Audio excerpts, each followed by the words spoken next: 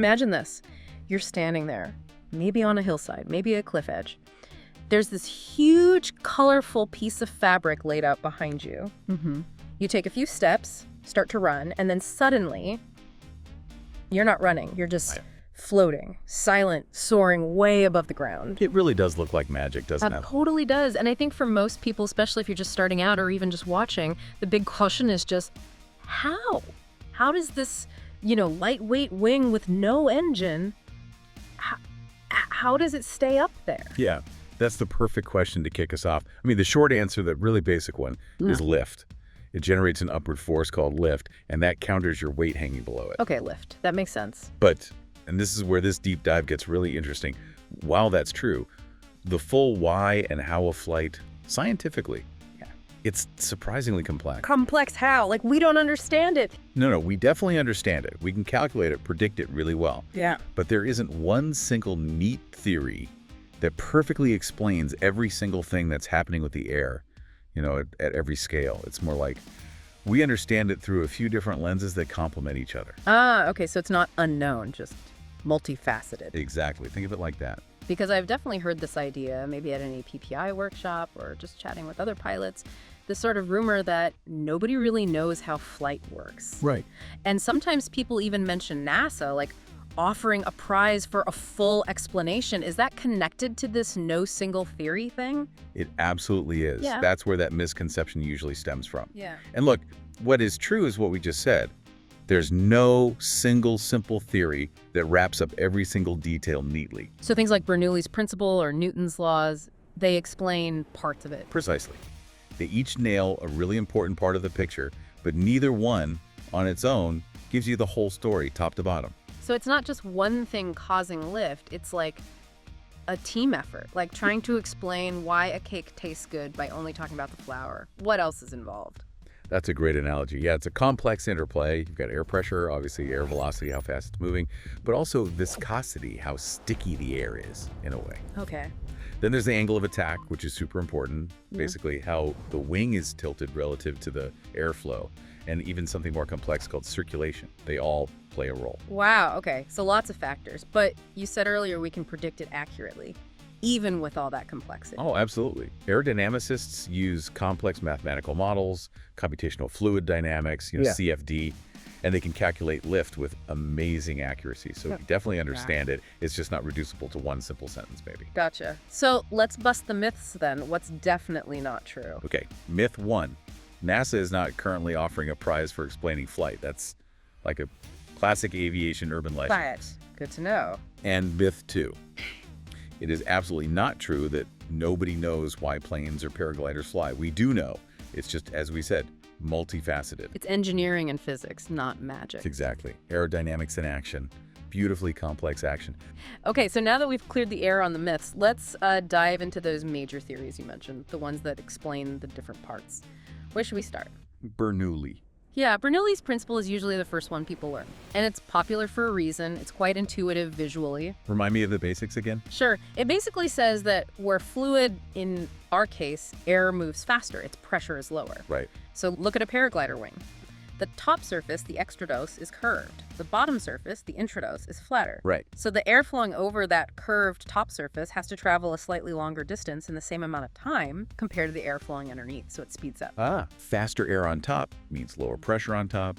You've got slower air underneath, so higher pressure underneath. And that difference pushes the wing up. Bingo. That pressure difference creates the upward force lift. That makes so much sense visually. You can almost picture it. Is that why it's so useful for teaching beginners? Absolutely.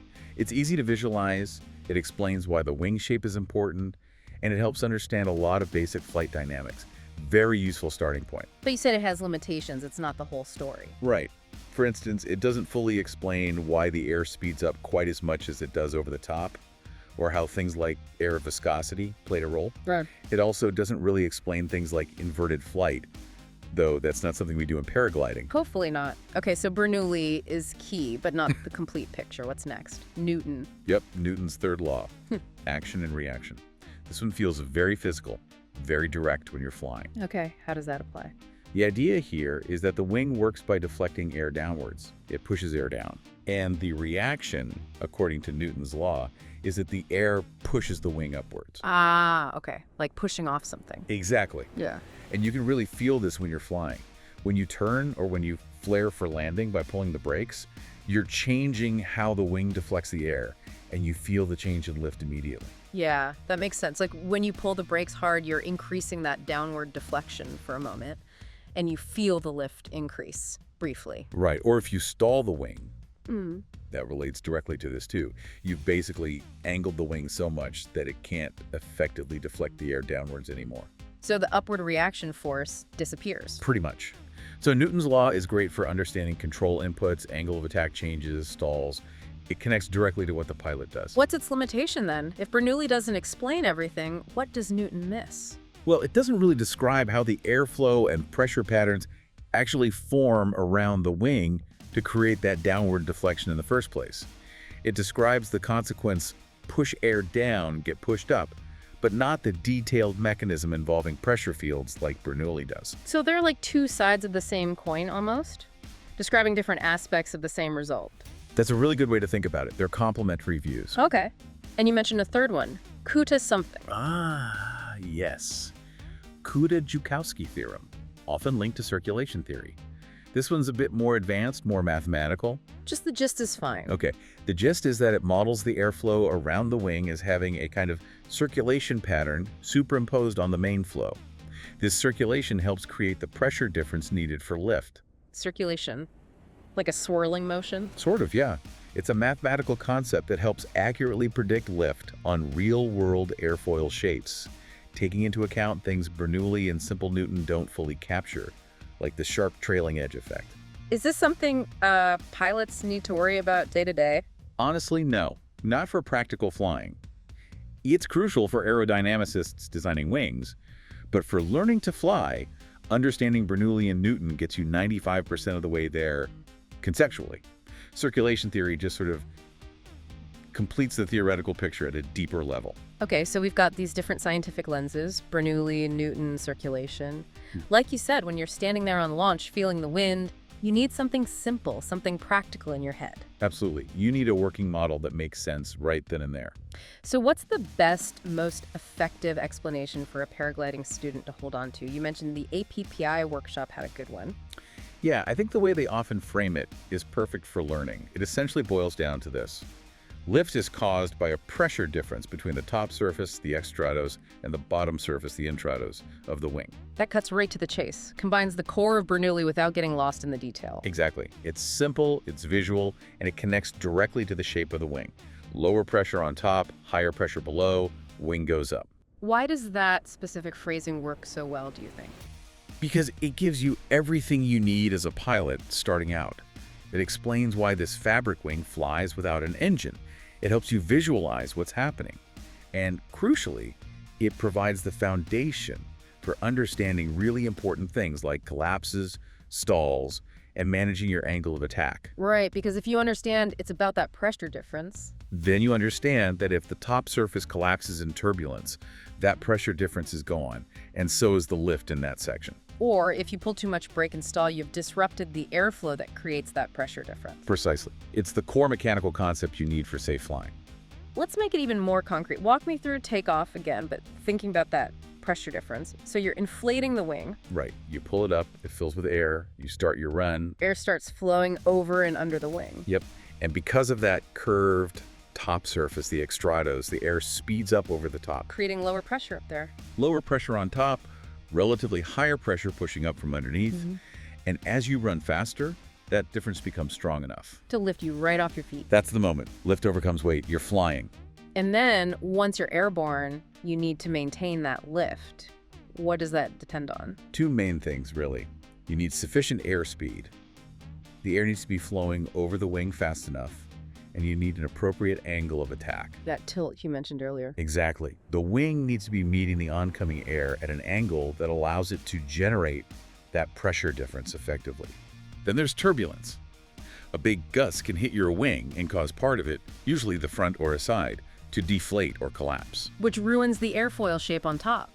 Destroys the low pressure zone there, and you lose lift in that part of the wing. The wing can dip or turn suddenly. Pilots trained to handle these But understanding why it happens is step one. And the other big one, especially for newer pilots, braking. Yeah, overbraking. Pulling too much brake slows the paraglider down. Slow it down too much and you don't have enough airspeed for sufficient lift, pull even more, and you dramatically increase the angle of attack, leading to... I'll stall. Loss of lift again. Exactly. So understanding that connection between airspeed, angle of attack, pressure, and lift is fundamental to controlling the wing safely. Okay, so bringing this all together for you, the listener, maybe you're a student pilot, maybe just curious, what's the single most important thing to take away from all this? I think it comes back to that simple, effective explanation. The wing flies because air moves faster over the top surface, creating lower pressure above the wing than below it. That pressure difference creates lift. Just internalizing that one concept. That's powerful. It really is.